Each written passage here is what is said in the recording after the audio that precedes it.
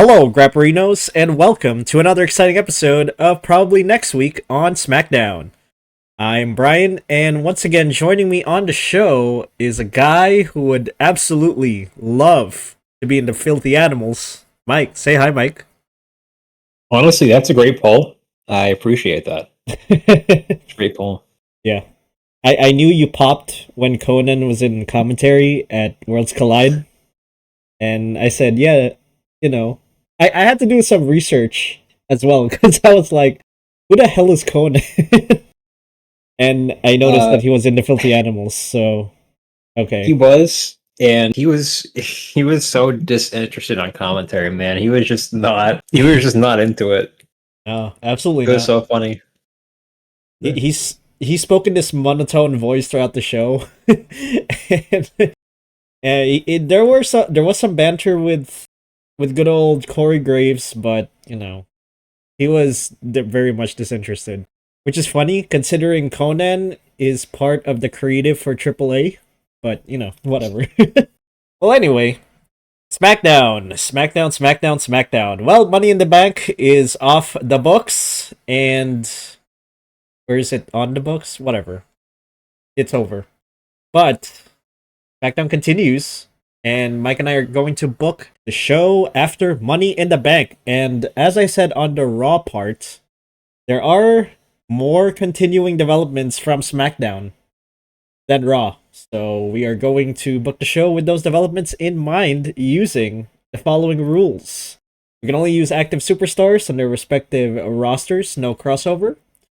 So no Raw people coming in, but with the fact that these people decided it would be a great idea to have Raw people come into SmackDown and vice versa now, we can just disregard this for now, I suppose. Non-active wrestlers can be used within the realm of possibility, which probably will happen considering in Raw we have Gunther win, and you might know where that is going, but that's not this show. The show is about SmackDown, so we're going to continue. Our booking includes announced matches for the next episode of SmackDown with our predictions, who wins and how, and our booking can use any valid stipulation for any match aside from the announced matches. And after we lock down our bookings and predictions for the next episode of SmackDown using this platform, we are going to watch the next episode of SmackDown as it airs, and we are going to score our predictions and bookings based on these points using the scoring system. Yes, the points come from this scoring system. So, matches. 1 point for each person competing in a match, and 1 point for who won and how, and 1 point for the stipulation. For promos, half a point for each person coming out, 1 if that person comes out in the right segment, and 1 point for the topic. We also have 1 point for the correct order of segments throughout the show, and anything announced after the video is released counts, and backstage segments do not count.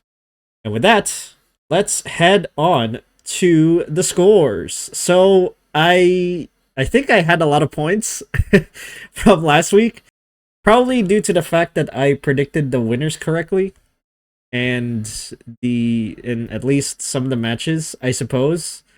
Whereas you got 2.5. I think I'm right on that. But I also got a lot of points for Raw. So I don't know. I don't know what's going on. I had a pretty bad day because I'm looking at my booking right now, and I had I think it was mainly because I had Javon Evans and Ray Phoenix coming out, and I had like the Wyatt Six stealing the tag team titles, and then I had like Randy Orton coming back, which didn't happen. So Yeah. yeah, I didn't have many though. Yeah. I mean, I don't think I put that much effort into mine either. But it was the Money in the Bank go home show, and you can kind of predict what's going on or what's going to happen in the go home show in terms of what to build up. So you know you can kind of predict what's going on there. But we'll see if we can predict these correctly. Coming off of Money in the Bank, And with that, we'll head into the announced matches. I don't think there was any from my research. Although considering Nick Aldis, who is probably a procrastinator, he's probably gonna announce these matches the day after this video comes out. Or something like that. I don't know. Or maybe on Thursday or Friday before the show, because the guy is a procrastinator, so whatever. He shares the college kid mentality, I suppose. My mic is being trashed today. But anyway, what I was going to say is they did announce the King of the Ring matches, like the Yes. fatal plays, and they just didn't announce when they would be held. So Yeah. I think one of them is like Cody Rhodes and a bunch of other people. I don't have it pulled up right now. And then the other one is LA Knight, Aleister Black, Carmelo Hayes, and Randy Orton. For real Yeah. this time. For real. He comes back. For real. So, without further ado, let's book this thing, starting with my version of the show, as Solo Sikoa comes to the ring. Solo Sikoa recaps Money in the Bank, especially the fact that Jacob Fatu turned on him and saying that, this was betrayal. How could you? You said you loved me so many times, and now you hate me. What the hell is this? There's some kind of confusion going on. And then we're gonna have Jacob come out and explain why he turned his back on Solo, and mentioning what happened in that backstage segment on Smackdown the day before Money in the Bank, and saying that, Solo didn't like Jacob, so, whatever. He's gonna go out on his own, and he will defend the US Championship whether he likes it or not, which leads to a brawl. And JC Mateo is the first one to go up to bat for Solo, and he tries to beat up he tries to beat up Jacob, but Jacob just beats him, and Solo just leaves the arena right from the back, or should I say, what is it, like the right side of the ring. And that is that for that segment. And we are going to sort of plant the seeds there for JC, Mateo, and Jacob to have a match, probably at Saturday night's main event for the US title, and maybe feed on to Solo Sikoa versus Jacob Fatu at SummerSlam. But that is what I will probably do for that. Moving on to the quarterfinal for the Queen of the Ring, as Jade Cargill takes on Michin, Hyper Niven, and Nia Jax in a Fatal 4-Way. And I will have, unfortunately, Nia Jax win by pinfall, following an intervention by Naomi. So I'm probably going to have Jade Cargill almost win, but Naomi comes in to intervene, and we have Nia Jax winning the match, unfortunately. And that is it. That's all I will say about that. Hyper Niven is probably going to get scolded by Chelsea Green and Alba Fire, but I guess that's how that works, I suppose. Michin is not going to get pushed. Jade Cargill is still on that Naomi train. And Piper Niven is probably going to get factored into the US Championship for the women. So, there you go. Moving on. Tama Tonga versus Jimmy Uso. Yep, that's right. Tama Tonga getting a match against Jimmy Uso. So, Jimmy Uso has been used a lot, and Tama Tonga is the other folk from the bloodline who isn't getting that much match time. So, I'm gonna have these two battle it out for just a random mid-card match. And we're gonna have Jacob Fatu intervene here on behalf of Jimmy Uso, and Jimmy Uso wins by pinfall. And we're gonna move on from that. We're gonna move on from Jimmy Uso to Jimmy Uso's wife, as Naomi comes in and talks about the Money in the Bank win and how she has the Money in the Bank briefcase. And she says she will cash in on either Tiffy or Io, but whoever is going to defend her title they must proceed with caution. Yeah, sure. And then we're gonna have Jade come in to attack her because she cost Jade the sort of win in the Queen of the Ring. So we're gonna have that feud kind of continue a bit, and that's gonna be kind of a stop gap for Naomi for cashing in because she knows that whenever she's going to cash in, Jade Cargill is going to try to stop her because of some animosity, and that is what I will have for that. Next, Julia versus Zelina Vega because this is a feud now for the Women's US Championship. So I'm gonna have Julia win by pinfall, and that inadvertently makes it sort of a title match between the two, probably at Night of Champions or at Saturday night's main event. If it ends in a DQ, setting up the match, then fine, I guess. But or maybe have it Julia versus BFAB. I don't know, man. Either way, it's probably gonna lead to this at Night of Champions or what is it? Saturday night's main event. But I'm gonna have the match now to sort of start this feud. And from that, we will move on to R-Truth. That's right. R-Truth did a promo on Raw. So now we're gonna have him do a promo on SmackDown. He's gonna come out to the ring and says the same things that he said on Raw. He is to be taken seriously from this point on. R-Truth is kind of funny, too funny, and he wants to dial that back. He wants to be taken seriously. When he lost to John Cena, he sort of found himself in a bit of a crossroad.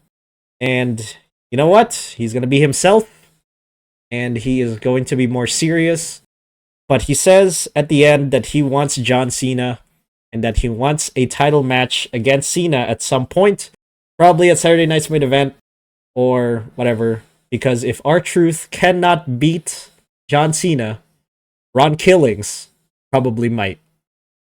And from that, we get to Fraxium versus Wyatt 6 because last week we had some sort of, I don't know, Avengers Infinity War style thing where we assemble all the tag teams to take on the big bad in the form of the Wyatt 6. And so we are going to have that end in a DQ, unfortunately, to protect Fraxium and the Wyatt 6.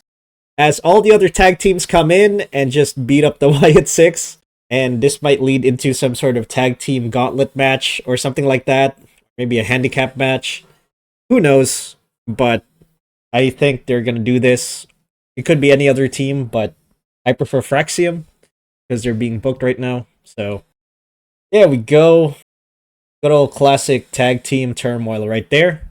And then we're going to end with a King of the Ring quarterfinal match. But it says qualifier. Kind of the same thing, really. As Randy Orton takes on LA Knight, Aleister Black, and Carmelo Hayes in a fatal 4-way. And I am going to have, surprisingly, I'm going to have Randy Orton win here by pinfall. And I think this will lead to Randy Orton versus Cody Rhodes in the semifinal. And whoever wins that will win the sort of SmackDown side, I guess. And I'm thinking I'm probably too premature on this, but I think Cody is going to win the King of the Ring tournament. I'm putting my hat on that. So I am purposefully making my booking so that Cody sort of wins, and we're going to have Randy Orton versus Cody Rhodes, maybe as like the final match, something like that. And yeah, there you go. That is my booking. Any questions? Yeah, so I'm interested as to why you have Julia winning via pinfall and not like a roll up or something. Especially since it's a non-title fight. I guess roll up could count as pinfall, I guess, but Yeah, I guess. Yeah, true. eh. It's whatever. I mean, I think Yeah. yeah, I think that's what the next feud for Zelina Vega is gonna be, and hopefully, I think Julia wins that feud and gets the title because I don't know, man. Zelina Vega is not that great, and I think Julia can carry that title for maybe a year. I don't know, but yeah. All right. Okay. I personally have Sami Zayn winning the King of the Ring tournament. Oh, Sami Zayn. Interesting. I think what happens is Sami Zayn wins it. He then takes on Gunther at SummerSlam. He actually beats Gunther, and then Seth Rollins cashes in on him at SummerSlam and wins the championship off of him. Oh wow. Okay. Yeah. I okay. I can kind of see that happening, yeah. I would probably change the whoever was in a match before the cash in, but I can definitely see that happening as well. Anything else? Nope. Let's go on to my card. All right, let's go to your card. Starting off with I have an LA Knight promo. So I have him coming out saying, he's upset that he lost Money in the Bank. He got close, but he fell short. He's entering King of the Ring, and this time he's not going to lose this time, and he's going to be attacked by Uncle Howdy. Now, why do I have Uncle Howdy coming out to attack LA Knight? Quite simple, actually. This show takes place on June 13th, so it is Friday the 13th, oh wow. and the Yeah, Wyatt that makes Six are sense. spooky. Yep, They are we're gonna indeed go with the spooky. lowest common denominator, and I'm not gonna put it past them to actually do that. What So if this what if there was another Friday the 13th? Like later another down the year. sure do it again, yeah. But this also to me reignites the feud. If you remember, I think this was one of the first matches I ever watched with you, where it was LA Knight versus Bray Wyatt, or was it Uncle Howdy? Where Uncle Howdy jumped from the stage It was Bray Wyatt. onto LA Knight. It was Bray Wyatt. Oh, Yeah, yeah. Sorry. It was a Mountain Dew. it was a Mountain Dew The match. Mountain Yes. Dew. Yes, and he Friggin' jumped from the Jumbotron onto LA Knight through the stage, and that was how that ended. So I think it'd be interesting for them if they want to bring the Wyatt Six back to put LA Knight in a feud with Uncle Howdy again, considering that they have fought before. So And we're gonna have it wrap up in a Mountain Dew Baja Blast match at Baja SummerSlam. Blast match, yes. Yep, yep, there we go. Fantastic. And this leads into the King of the Ring quarterfinal between LA Knight, Aleister Black, Carmelo Hayes, and Randy Orton. I actually think Aleister Black wins this one. Aleister Black had a vignette last week on Smackdown, so that probably means he's getting booked up the card. Carmelo Hayes, I think, is still going to go after the U.S. title. Randy Orton does not need a title right now. Maybe until when John Cena leaves, they can book him as the big legend guy. And I think that LA Knight being attacked by Uncle Howdy puts him in that feud. So the only person open, really, to be put forward in this tournament is Aleister Black, and he Well, I pins think LA Knight, and then LA Knight can blame his loss on Uncle Howdy. well, I think it could also feed into maybe some sort of tension between him and the Miz. That is Because true. Kamala Hayes and Miz, yeah. yeah, considering Carmelo would probably have some sort of success by a title, and the Miz would get kind of jealous. Yeah, Yeah. jealous over it. So there we go. All right, moving on. Moving on to a Naomi promo. She comes out, says that she won Money in the Bank, and she was right. I told her to win, yada yada, whatever. The Tiffany Stratton comes out. Actually, I know this sounds really dumb, but she stays on the stage. And she's like, "Yeah, congrats on winning Money in the Bank, but I won it last year, and that's how I got my title. So I know." What it's about. I know what you're gonna do, so I'm prepared for it, and you're not gonna be able to win on me. Then out comes Nia Jax. She is attacked by Nia Jax from behind. Okay. Naomi then fakes cashing in, so she does the same thing that Tiffany did last year, where she kind of like gives it the ref, and she's like, I don't know, should I do it? And then doesn't do it and leaves. All right. Jade then comes out to fight off Nia Jax and scaring off Naomi, and this then bleeds into the Queen of the Ring quarterfinal match between Jade Cargill, Michin, Niven, and Nia Jax. And I think Jade Cargill actually wins this one because they are booking her as the Superwoman, and she hasn't won shit. That's true. That is kind of, well, actually, I think she had Tag team title. No, tag team title, yeah. With Bianca, and that Yes. was it. And that was it. So I think she wins. I think, Nia Jax is a great heel, but I think this furthers the Naomi Jade Bianca storyline. So Okay. All right, I can see that. Yeah. So, so are you saying that Jade and Naomi will have another match, maybe at SummerSlam, or depending do you see on this if continue? I don't know who actually wins Queen of the Ring. I need to look at the rest of the field. But if Jade ends up winning, I could see Naomi cashing in on her. Yeah. Okay.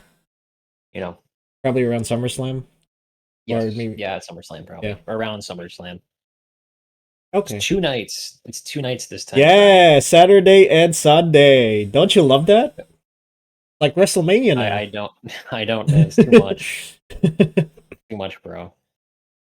Yeah. I get done with one night. It's like 11 p.m. and I'm like, I'm done with this. You're like, oh, you got to do this tomorrow, and I'm like, Yeah. too much. They need to make money, Mike. They need to make Dude. money. With this and like now having the Saturday night's main events and having like Saudi show, dude, this is so much shit you gotta watch now. It's asinine. Can we just go back to the one pay-per-view a month and having like a single day WrestleMania? Because that's the thing about is like WrestleMania is supposed to be like the show, right? And it's like this is where all the big matches are. But if you have like 2 days, you get like Fraxium versus Motor City Machine Guns, and it's like, why is this? Why is this a WrestleMania match? I mean, well, and part of it is just the writing or creative. Yeah, no, I understand that, and if you're carrying the 2-day format to SummerSlam as well, this is going to diminish the value of WrestleMania. It is. Yes, it is. Yes. I can definitely see the big 4 going to a 2 days. You have like 2-day Survivor Series, and you have a 2-day Royal Rumble. I can see that happening. Yes. Oh my god, that'll be so anal. That'll be so anal, man. Ugh. Okay, well. But that means more money for them. So yes. All right. Okay, then we go to a tag team match. I think you have Wyatt 6 versus Motor City Machine Guns. I think the way this story works is you have each team try their luck against them. I think you have like all the teams meeting in the back, and they're like, all right, you guys drew the short straw. You guys got to go out there. Good luck. Have fun.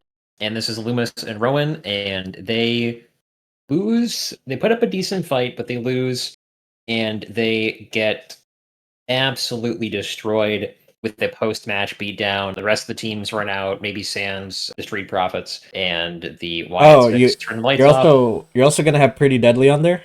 Yes, because I like their theme song. I think the rest of the teams come out. It's like Fraxium, DIY. They come out and the lights go out and the Wyatt 6 disappear, and Motor City Machine Guns are basically dead. They were dead in the ring. Just like their character. Yes. Or and personality. I think the way that this will work is that basically they get through everybody, and then it gets to a point maybe at SummerSlam where the only tag team left are the Street Profits. And they're like, fuck. Yeah. So. Okay. You're gonna have it slow burn into the Wyatt 6 versus Street Profits kind of for the tag team champs. All right. I'm gonna have them like basically take out every other tag team until there's no one left on SmackDown. Yes, until there's no one left. Yes. All right, kind of like Infinity War, I guess. Okay, interesting. No questions there. Moving on. All right, JC Mateo versus Jacob Fatu. This is a non-title fight. I think this happens because in a backstage segment, you have Solo Sikoa asking Nick Aldi, like the grocery chain, and he asks him, be like, I want Solo tonight. I want to teach him a lesson for betraying me. I'm going to send Big JC Mateo after Jacob Fatu. JC Mateo, thank you for coming, but you lose via pinfall. After a decent-ish match, JC gets a couple of licks in, but overall, Jacob Fatu was too much for him, and he loses via pinfall. And this will lead to a Solo versus Fatu match, probably at Night of Champions for the U.S. title. Okay. Also, the By name way, I is. just have to say, No, yeah. go ahead. What are you saying? Oh, I was gonna correct you on the Nick Aldis thing. It's Nick Aldis. How you I pronounce know I it? was making a joke because it's like Oh, all okay. you get it. It's like the store. Oh, yeah. All right. I think that it's a U.S. title fight at the Champions between Jacob Fatu and Solo Sikoa. I want to comment that I love Solo's new gimmick. I mean, I don't even know if he changed his gimmick. He kind of did, where he's like this goofy like heel who makes a bunch of funny faces. I thought it's pretty funny. Yeah, he definitely has recently showcased his funny side, and it has worked. I mean, his Yes. interaction with R-Truth was really good, and Yeah. his interaction with a couple other people as well. I mean, he's pretty good when it comes to being funny. So, yeah, I was gonna say something else about this, but it has left my mind, so I don't know what else to say. Okay, I had a hard time booking the main event or the last segment, but I guess that was the main event because it was JC Mateo versus Jacob Fatu. Adrenaline. Yep, I have Cody Rhodes coming out, and he cuts a promo about him entering the ring. He's interrupted by Logan Paul. Logan's like, "Yeah, that was a great match, but I would really like to go one on one with you." And Cody's like, "Yeah, I agree. Let's do this at King of the Ring." Why? Because the Saudis love Logan Paul. Damn right they do. So Logan agrees. There's a handshake.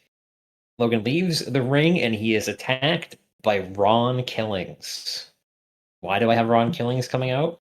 Well, because Ron Killings is on SmackDown and he wants to be taken seriously. So who does he take out? Logan Paul. Now, Cody, knowing R-Truth, doesn't do anything. He just kind of stares him down from the ramp. So Ron Killings is sort of there over Logan Paul's dead body and he's staring down Cody Rhodes. And Cody's like, who the fuck does he think he is? And that's how the show ends. So I read a couple theories lying around saying that Ron Killings might help Cody regain his title, like the title that he lost at WrestleMania. Do you see that happening? I do think he wants to go after John Cena again. Yeah. I, But I do think that's the case. I don't know if he helps him regain his title. I can definitely see that happening, though. Yeah. all right. And then well, I can kind of see that, or eventually after he helps him, Ron Killings just goes, "Okay, now your first title match is going to be with me." And in turn I'll By help the you, right? way, That sort of thing. yes. By the way, I find it hilarious that CM Punk was dragged into Oh a no. Saudi match with John Cena. They must have given him some ridiculous money for that. Yeah. But he is a hypocrite, so I guess It's this fits like his. I still remember the tweet where the Miz said like, "Oh, I'm going to Saudi Arabia," and then CM Punk wrote a reply that said like, "How does that blood money dick taste like?" or something like that. Like he wrote a hate post on him going to Saudi Arabia or whatever, and now a couple years later, he is wrestling in Saudi Arabia with John Cena. Oh, how the tables have turned. But I guess that's money for you, I guess. Yeah, I could see them going with a like an angle where he gets taken out before the match, but I don't know. This is Saudi, so probably is going to happen. All I can say is that both of them had the power to say no. They could have saved it for SummerSlam, That is true. That is but true. but they both said yes to Saudi. So like, when both of you said yes and the match is officially announced, then you literally have no more excuse to say no because you agreed. Although I mean, I could see another angle like that happening, like have it be an angle kind of like Becky Lynch taking out Bailey before WrestleMania. I can kind of see that happening, maybe with CM Punk. As for who will take him out, I don't know. Maybe Seth. Seth could probably take him out, considering their relationship, or I should say, considering they're both enemies. But I could kind of see that happening. I just don't think so, because the Saudis really want CM Punk. He's a big star. They want him in Saudi. He has no choice. And they could explain, well, they probably already explained it, but in kayfabe, John Cena forced CM Punk to go to Saudi. Like, that's the kayfabe sort of explanation. You want my title? Go to Saudi and we'll have the match. He's kind of forced to go there by Cena, kayfabe wise. So, they can probably cover it up with that, but at the end of the day, they both had the power to say no, they didn't take it. So, we're having this match in Saudi. Too bad. And with that realization, I do have a question though. So, you're gonna have Ron Killings go up against Logan Paul? Maybe later on? Like at Possibly. Yeah. Yeah, I can see him. Oh, I just said to do it at King of the Ring. I mean, at Night of Champions. But I think that could be a main event of a Raw or a Saturday night's main event fight. I mean, I think he does it because he just wants to be taken seriously. I think they want to. I think they're going to book him as this like Right. sort of like a crash out kind of guy where he's like Yeah. just hammering on anybody he can find. Okay. Alright.